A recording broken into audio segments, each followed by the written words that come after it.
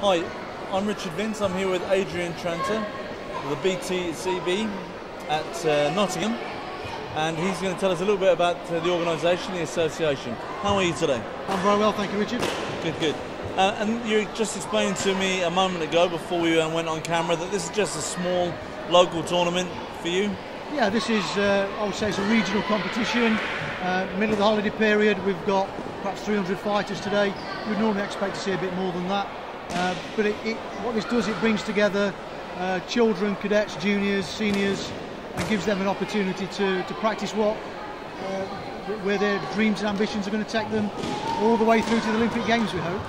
Yeah, and that's a really important thing. You're the organisation that will put the British team into the Olympics, yeah? Absolutely. The British take on a control board. Our elite team training now in Manchester full time. Looking forward to the Olympic Games, but they've got a lot of preparation to do in the meantime. We've only got 4 weight categories, unfortunately. Wow. So we can only win 4 gold medals, the same as everybody else, and that's what we're aiming for. Obviously doing our best. What we have here is, as I said, we've got children, cadets who are going through their club structure, through to local competitions, then through to national competition, and then onward onto European competition across. There's a circuit throughout Europe: Holland, Belgium, Germany, France, Austria, Spain. We've got our own British Open as well, which attracts countries from all over the world. So there's a whole structure there to develop right from grassroots all the way through to the pinnacle, which is the elite team based up in Manchester. I have a confession to make. I've been in martial arts for 30 odd years, and this is the first Olympic Taekwondo event that I've been to.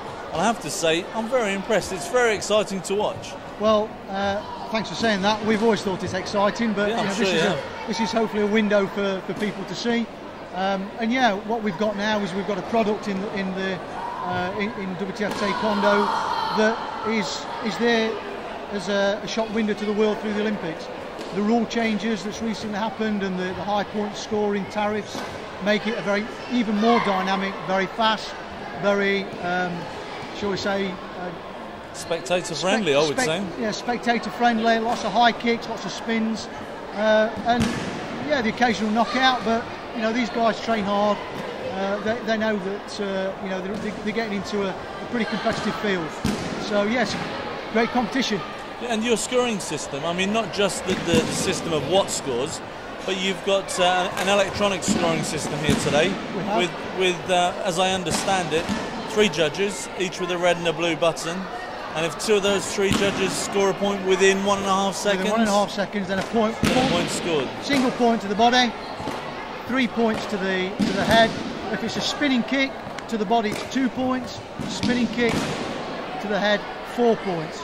So the more adventurous and the more risk conscious you are, that you like to take risks in your competition, the higher the tariff from the score. So it does make for a fast-moving game, great for spectators to watch, and yeah, it gets the kids able to do a really dynamic, lots of motion, lots of movement, and you can see the numbers here today, they love it. Yeah, Lucy, it's well attended. Absolutely. And your judges, I think that by having the electronic score system, it's personally, I think it eliminates any arguments between the judges, because it's moved on to something else before anyone has a chance to debate it. It's like scored or not scored, and everyone moves on. Well, what it does, it allows the competition to flow. It's not stop-start. The referees are pressing when they believe that there's a point. So it gives it an ability to keep that fast-flowing motion, and the only time it stops is if there is an infringement of the rules. So what we've got is normally 3 rounds, 2 minutes long, of high level, fast action, and it's non-stop. You've got to be on the toes. It really is fast. When you see some of the techniques that the kids are doing now, fantastic. It's a great shot window for us. Yeah, I was watching a fight over here a few moments ago, and you've got like a green belt hitting the guy with jump spinning back kick, which I think is fantastic. You don't see it a lot in tournaments. No, well, you may see it in your tournaments, but it's great. The norm for us, and that's what makes us relatively unique to lots of other martial arts. Everyone, I never say our Taekwondo is better than anybody else's. Suits us, suits me, suits my people here. So we like to think we've got something to sell that gives everybody an opportunity, because this is not just everything we do. this caters for about 10% of our membership. The vast majority of our membership just do martial art. So they like to come in, they like to do the pumsing, the patterns, traditional work, breaking, self-defence. So we've a vibrant club structure, well over nearly 15,000 members now, approaching 1,000 clubs. So, you know, we've got an excellent network throughout the country of dedicated instructors and coaches delivering a fantastic martial art. You know, we bring things that other martial arts bring, lots of discipline, lots of control, lots of self-control, and that indomitable spirit aspect. So, yeah, we like to think we're a great martial art, but also we've got a fantastic sport as well. Without asking you to name names for the sake of it, anyone that we should really keep an eye out for in the Olympics? Well, I think we've got a team.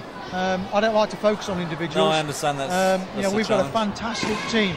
Obviously, we've got Sarah Stevenson.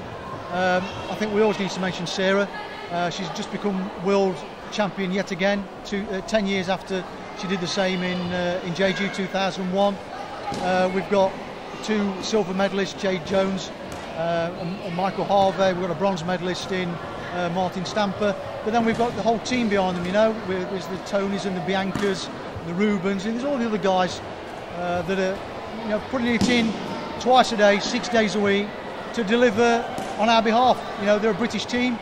And if you have a strong team behind you, pushing you for your place, it makes you better, doesn't it? Absolutely. Strength in depth is everything. I've only got to use the -68 category in the male as being a real showcase for what strength in depth is all about.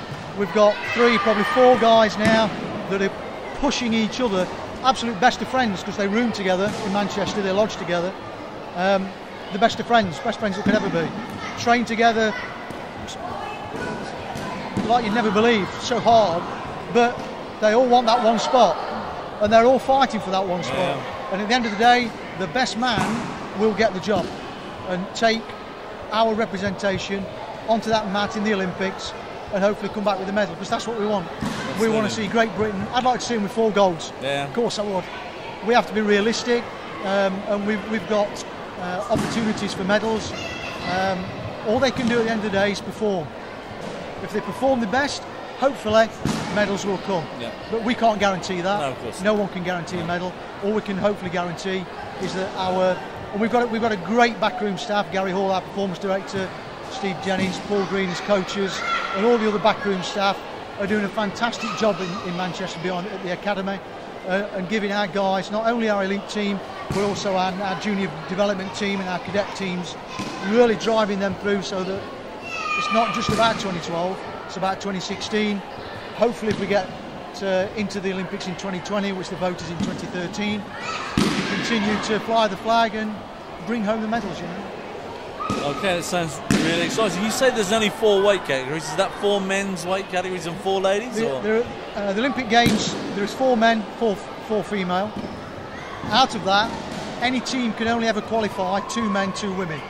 Oh wow! And that's just so that there's not one country dominating the whole of the Olympics. Korea as being it's a Korean sport, WTF Taekwondo, and they still are the powerhouse really. If they were to enter in every weight category, they're going to medal at some point. The rest of the world are catching them up and starting to overtake them now. So you know, and that's up to us as well. We've got to push the Koreans and make sure that we're going to be one of the top 5 teams in the world. That's our ambition. Why shouldn't we? Yeah, you've only got to look here today and look at the fantastic level of achievement that our kids are doing. Put 10 years on top of them of this level of competition, travelling Europe, competing around the world, and we're going to have a fantastic future in the BTCB with WTF Taekwondo. Good. Well, I hope personally that this will be the first of many tournaments of yours that we follow, because I find it really interesting. Good. I find it really exciting. Good. So let's hope that it's the start of a long relationship. Good. Well, if people are interested, they can go onto our website, www.btcb.org. If you want to join a club, our Find a Club section's on there. We've got an extremely vibrant club. We've got some fantastic coaches and instructors up and down the country. If you want to just do the martial arts side, this is the place to do it. If you want to compete with a pumse, this is the place to do it. If you want to compete and do sports fighting, no better place, you know. Good, great stuff.